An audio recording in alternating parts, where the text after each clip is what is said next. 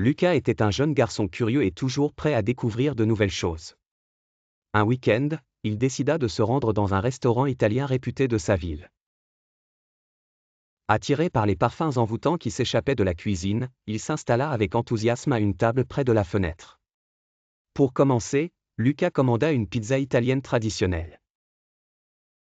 La pâte était fine et croustillante, garnie de tomates juteuses, de mozzarella fondante et de basilic frais. À chaque bouchée, il ressentait l'authenticité et le savoir-faire italien.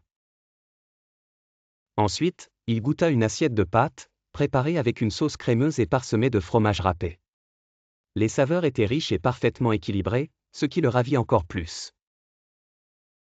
En quittant le restaurant, Luca était conquis par la richesse du patrimoine culinaire italien. Il se promit de revenir et d'explorer davantage les délices de ce merveilleux pays à travers ses plats.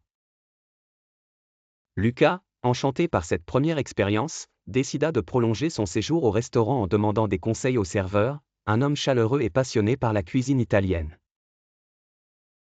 Le serveur lui expliqua que chaque région d'Italie avait ses spécialités uniques, les pizzas de Naples, les pâtes de Bologne et les risottos du Nord. Intrigué, Luca choisit un dessert pour conclure son repas. Il opta pour un tiramisu, un classique italien. Lorsque la première cuillerée toucha sa langue, il fut transporté par la douceur du mascarpone, la légèreté des biscuits imbibés de café et le parfum subtil du cacao.